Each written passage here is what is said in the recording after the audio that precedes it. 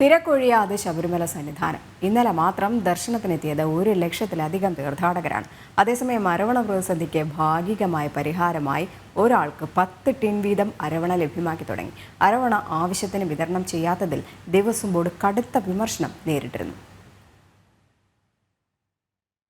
മകരവിളക്കടുക്കുംതോറും ശബരിമല സന്ദർശിക്കുന്ന ഭക്തരുടെ എണ്ണത്തിൽ വൻ വർധനവാണ് ഉണ്ടായിക്കൊണ്ടിരിക്കുന്നത്.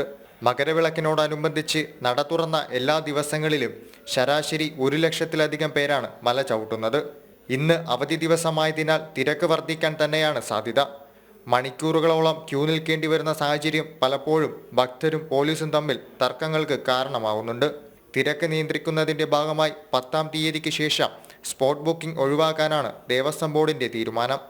എന്നാൽ വൻ വിമർശനങ്ങൾക്കാണ് ഈ തീരുമാനം വഴിവെച്ചിരിക്കുന്നത്. അതേസമയം അരവണ വിതരണത്തിലെ പ്രതിസന്ധി ഭാഗികമായി ഒഴിവാക്കാൻ സാധിച്ചതിന്റെ ആശ്വാസത്തിലാണ് ദേവസ്വം ബോർഡ്. ഒരാൾക്ക് 10 അരവണ വീതം ലഭ്യമാക്കി തുടങ്ങി. എത്രയും പെട്ടെന്ന് നിയന്ത്രണം പൂർണ്ണമായും എടുത്തുകളയുമെന്ന് ദേവസ്വം ബോർഡ് കഴിഞ്ഞ ദിവസം വ്യക്തമാക്കിയിരുന്നു.